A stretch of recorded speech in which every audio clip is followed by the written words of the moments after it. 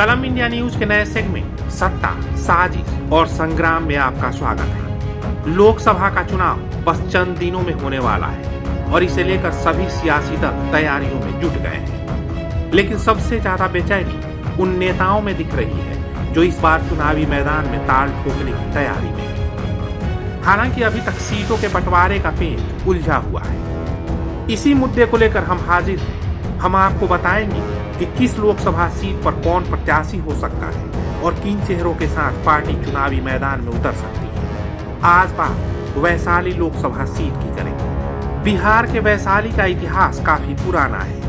जैन और बौद्ध धर्म के अनुयायियों के लिए यह एक पवित्र स्थान है। जैन धर्म के अंतिम तीर्थंकर भगवान महावीर का जन्म यहीं हुआ था, तो भगवान बुद्ध ने अपने ज्ञान से इस स्थली को सींचा है। बुद्ध के समय वैशाली एक समृद्ध राज्य हुआ करता था। सम्राट अशोक की यह भूमि दुनिया के पहले गणतंत्र के तौर पर भी जानी जाती है। वैशाली विश्व में लोकतंत्र की प्रथम प्रयोगशाला भी रही है। यहीं से लिच्छवी राजवंश ने गणतांत्रिक व्यवस्था की शुरुआत की थी। वैशाली लोकसभा सीट पर पहली बार 1952 में चुनाव हुए थे। 1952 से 1997 तक इस सीट से लगातार 6 बार दिग्विजय नारायण सिंह लोकसभा पहुंचे। 1980 और 84 में इस सीट से जनता पार्टी के टिकट पर किशोरी सिन्हा ने चुनाव जीता। वही सीट की पहली महिला सांसद भी है। वहीं पार्टियों की बात करें तो एक समय में वैशाली राजद का मजबूत गढ़ रहा है। राजद के वरिष्ठ नेता डॉक्टर रघुवंश प्रसाद सिंह यहां से लगातार 5 बार सांसद रहे हैं। 1996 में पहली बार आरजेडी के डॉक्टर रघुवंश प्रसाद सिंह यहां से जीत हासिल कर लोकसभा पहुंचे। इसके बाद लगातार 1998, 99, 2004 और 2009 में डॉक्टर रघुवंश प्रसाद सिंह के सिर जीत का सेहरा बंधा। परफेक्शन IAS, UPSE और BPSC फाउंडेशन क्लासेस के लिए समर्पित संस्थान। यहाँ आपको UPSE selected and interview appeared faculties द्वारा गाइड किया जाता है। Separate batches for Hindi and English medium. 65वीं और 64वीं BPSC एग्जाम में 69 और 107 रिजल्ट्स एवं 66वीं BPSC एग्जाम में 131 रिजल्ट्स हासिल किया है परफेक्शन IAS टीम ने। परफेक्शन IAS, कुमार टार, बोरिंग रोड, पटना। लेकिन 2014 की मोदी लहर में राजद का ये अभेद किला ढह गया और एलजेपी के रामाकिशोर सिंह ने डॉक्टर रघुवंश प्रसाद सिंह को मात दी।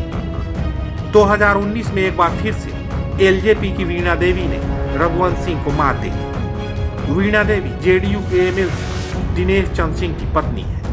2019 के चुनाव में वीणा देवी को 5,68,215 वोट मिले थे, जबकि रघुवंश सिंह को 3,33,631 वोट मिले थे।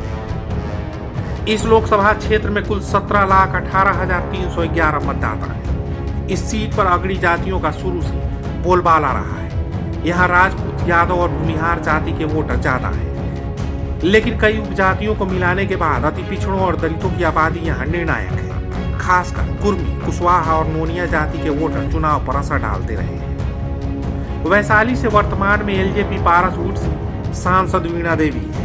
इसके बावजूद बीजेपी के कई कद्दावर नेता यहां से अपनी दावेदारी पेश कर रहे हैं। पूर्व मंत्री सुरेश शर्मा ने सबसे पहले यहां से अपनी दावेदारी पेश की थी। सुरेश शर्मा पूर्व मंत्री रहे और बड़े उद्योगपतियों में शुमार किए जाते हैं। बीजेपी के पुराने नेताओं में शुमार सुरेश कुमार शर्मा 2019 में भी लोकसभा के लिए कोशिश करते दिखे थे।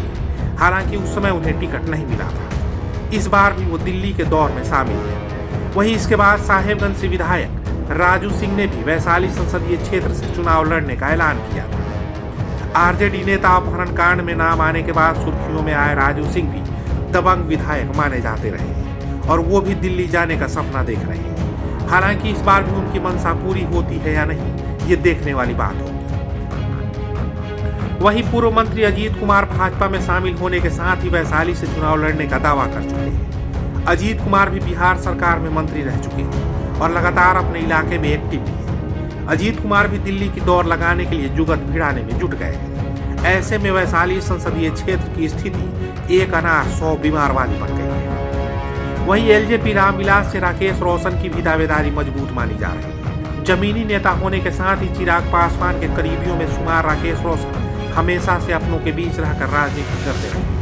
ऐसे में उनकी दावेदारी को भी नकारा नहीं जा सकता। वहीं सीटिंग एमपी वीणा देवी भी चिराग पासवान के संपर्क में और सीट को लेकर दावेदारी ठोक रही है। वहीं इसके अलावा जेल से बाहर आने के बाद आनंद मोहन की भी नजर इस सीट पर टिकी हुई है। हालांकि आनंद मोहन का 3 सीटों पर दावा है। बताया जा रहा है कि आनंद मोहन की तरफ से शिवहर, सुपौल और वैशाली की सीटों पर तैयारी चल रही है। अगर आनंद मोहन चुनाव नहीं लड़ सकते तो लवली आनंद या अंशुमान जेडीयू के टिकट पर चुनाव लड़ेंगे। बताया जा रहा है कि तीनों सीटों पर उनकी तैयारी जोरदार चल रही है। सत्ता, साजिश और संग्राम के अंक में आज के लिए बस इतना ही, लेकिन अगले अंक में किसी और लोकसभा की बात करेंगे और बताएंगे कि उस सीट से किसकी दावेदारी कितनी मजबूत है और पार्टी किस नेता पर भरोसा जताएगी। अभी तक आपने कलम इंडिया न्यूज को सब्सक्राइब नहीं किया है तो कर लीजिए, क्योंकि लोकसभा से जुड़ी अपडेट और सटीक खबरें हम ही आप तक सबसे पहले पहुंचाते हैं। धन्यवाद।